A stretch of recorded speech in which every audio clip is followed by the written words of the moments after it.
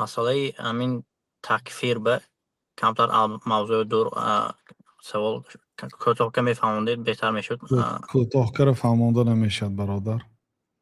такфир кардан ба одамои шахсоне ки мо домло нестем, шейх нестем, соҳиби илми ранги шумо нестем, барои ҳамон одамое ки амали ширк мекунад. Масалан мебинед, чашм карди мебинед гирди гӯр мераванд, масалан саҷда мекунанд ё ягон чи фотиҳа мехонанд, амалҳои ширк мекунанд. мо ҳақ дорем ки аз нигоҳ карда, аз амали рӯякӣ дида такфир барорем. فاتحه خواندن شرک نیست. در گرد قبر طواف کردن شرک است. به قبر سجده کردن شرک است. از شما در قطار شرک فاتحه خوانی هم گفته گذاشتید نه؟ اعوذ بالله خطا کردم. فاتحه خواندن، سوره فاتحه را خواندن. سوره فاتحه را خواندن ممکن است یا نگویید مایلی، لیکن شرک است. این از حد گذشتن است. همینه نامش افراط و تفریط میگم. بله این مسئله ها یک چیز خوب دانید که آن آدم هایی که در دایره اسلام نیستند، بیرون از دایره اسلام، یعنی نصرانی، یهود، بت پرست، اتئیست، کمونیست، ماتریالیست، اینا دایره اینا خودشون دعوا نمیکنن مسلمان افته. اونا معلوم است که واقعا ما مسلمان نمیگوییم ما خیر. اونا کافر هستند. اما آن آدم هایی که در دایره اسلام هست، یعنی در داخل مسلمان ها هست، برای اینهای از دایره اسلام برای بیرون برآوردن دلیل لازم است. دلیل یک کس برای تکفیر کردن قاعده های قواعد و ضوابط تکفیر هست و اون قاعده ها و ضوابط شما نمیدانید یا یک شخص عامی نمیداند، بنابراین واها خودداری کند، لیکن میگوید که همین عملت عملی کفر است، همین عملت عملی شرک است، نه نکن.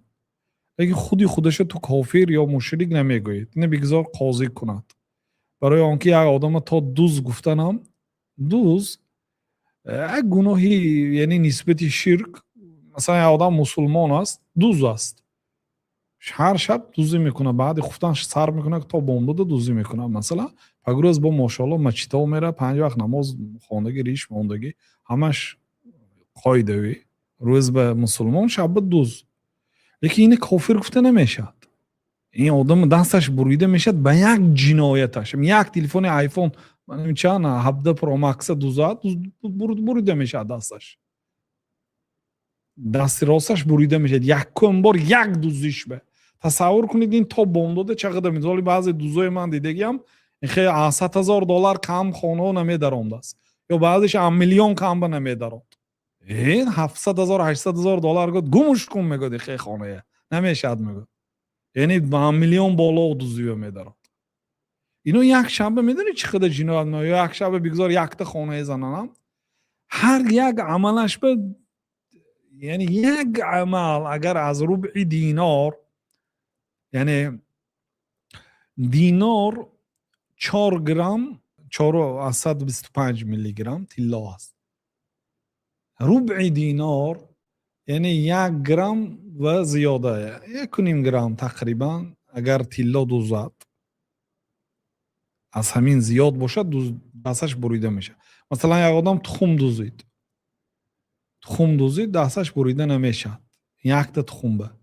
لیکن پیامبر صلی الله علیه و سلم گفتن که الله تعالی دوز رو لعنت کند، یک تخم میدوزد و دستش بریده میشد. گفتن چه خیلی این گپ این به زیاد آمد است.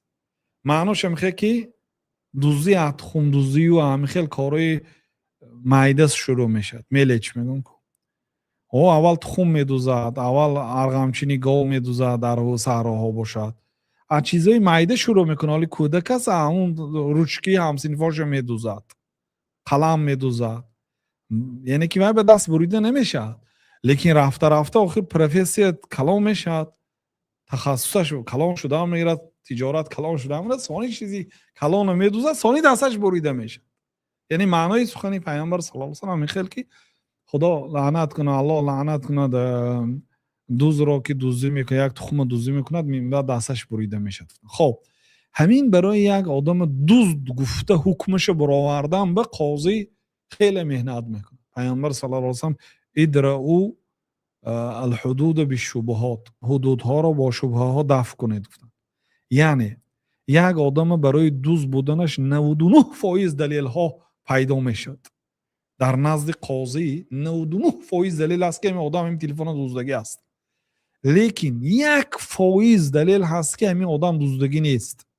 پیامبر صلی الله علیه و سلم میگه ادرؤ الحدود بالشبهات، شبهه ها که حدود دور کنید. یعنی یک شبهه باشدم حکم نتید، حکمی دستش بریدن داده نمیشد. یعنی یک تا دوز برای دوز گفته شده، سپس دستش بریده شد یا پاش بریده شود، گفتنی قاضی شاید 1 ماه 2 ماه 10 ماه وقت گیرد. این دوزی هست. سالی تکفیر دوزی که آدم اگر 1 عمر دوزی کرده باشد، 60 سال دوزی کرده باشد، عمومی دوزی های مالش حساب کرده بریم تریلیون دوزدگی باشد، خودی دوزی که کافر نمیشد.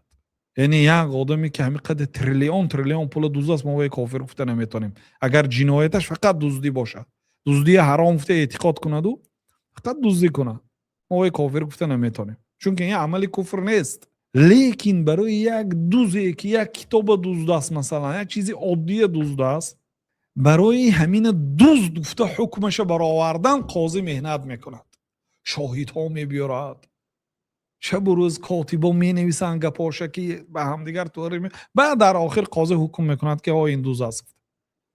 اکنون فهمیدید که تکفیر چه خیلی است. یعنی یک آدم میگیم که تو کافر شدی، میگیم درست است. مثلا من یک آدم در پیامبر صلی الله علیه و سلم نقل کردن، از او گپی کفر صادر شد. گفت که ای الله تو بنده من پروردگاری تو. گفت کفر، خودش خدا گفت، الله بندش گفت، کفر نیست مگر؟ کفر است. لیکن پیامبر صلی الله علیه و سلم دیگه این آدم شترش گم کردگی بود در بیابان و از اون بیابان برآمده نمیشه دکون. برای چی؟ برای اینکه تمام طعام و آبش در خورجین شترش است و این اگر 2 هفته یک خیل دعوادم برآمده نمیتوند از حدود بیابان قاق خشک برآمده نمیتوند و در نتیجه میمرد. بنابراین آدم گفت چی در کار خودم عذاب داده به قتل رسانم، من در 2 حالت میمرم، خواه دویده به طرفی یعنی که بیرونی بیابان برایم، خواه نبرایم، در 2 حالت من یعنی که دریافت نمیکنم آزادی را، چون که همه چیز در شتر بود، شترش خوابش بود میخیزد که شتر نیست، در تمام اطراف نیست. بعد به یک درخت همونجا سایش با پشت خواب میکند و ناامید میشد از دنیا و با پشت خواب میکنم که همین جای ایستادگی من در وفات میکنم. که ناگاهی چی میشه میکشد که شترش در پیش است. شتر آمد از چریده دویده خسته عجاش میخزه، از نقطه شتر میقپد و میگوید که اللهم انت عبدی و انا ربک، ای الله تو بنده من پروردگاری تو. همین گپی کفر. لیکن ما این آدم کافر نمیگویم حالی تا مقصدش نفهمیم. پیامبر صلی الله علیه و سلم میگه اخطا من شدت الفرعی، از شدت خرسندی خطا کرد.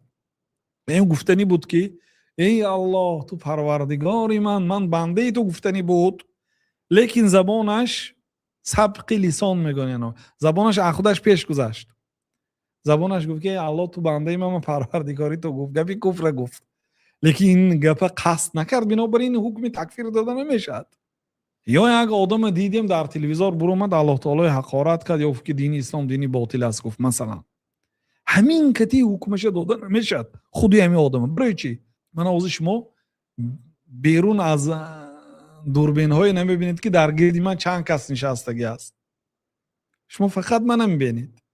شما ممکن اینجا افتامدی صدا سیته میگوید که اگر همین گپ نگوید چه میپرانیم. گفت مثلا همه آدم بعد یک گپی خطا گفت، ای حجاب از ما نگفت، مثلا حجاب مال عرب است، گفت مثلا نه. اگر از این گپ نگویی گفت ما تو رو میپرانیم. گفت این بیچاره ترسید و این گپ گفت. الله تعالی میگه که الا من اکره و قلبه مطمئن بالایمان ولكن من شرح بالکفر صدرا. آن آدمی که مجبور شد و سخنی کفر گفت. انا حضرت عمار ابن یاسر اینها با پیامبر صلی الله علیه و اجازه دادن که سخنی کفر گویند. محمد ابن مسلمه گفت که یا رسول برای من اجازت دید که در حق شما سخنی خطا گویم. در نزد کعب ابن اشرف رفته، در نزد یهودی شما کم کم گنده کنم. گفت با مقصدی باوری دشمن به در آمدن پیامبر صلی اجازه دادم من گنده کنم. ای گفت این مرد آمد گفت فقط پول طلب میکند. اگر همین گپی راست کردی گفت کافر میشد. نسبتی پیامبر صلی الله علیه و کسی گفت که ای مرد آمد فقط زکات جمع کرد پول جمع کرد گفت کافر میشد. نسبتی پیامبر صلی الله علیه و کم بی آدابی کند کافر میشد. محمد ابن مسلمه اجازت پرسید یا رسول اجازت دید من نسبتی شما کم کم گپای خطا گم. عبدالله ابن اونیس یا صحابه دیگر حالا میبیاد در قصه های سیره درس 22 پیامبر اسلام به یک آدم به قتل رساندن میفرستونه. رفته فلان چه مسئلهش دیده بیام. هم میگفت که یا رسول اجازت دید که من در حق شما گپای خطا گویم. گفت اجازت میدید. میره پیامبر صلی الله علیه و سلم گنده میکنه. همین گپ کفر است. لیکن ما وای تکفیر نمیکنیم عبدالله ابن اونیس. برای چی؟ برای اینکه وای یعنی قواعد و ضوابط داره تکفیر. وای مجلس قاضی و آورده میشن.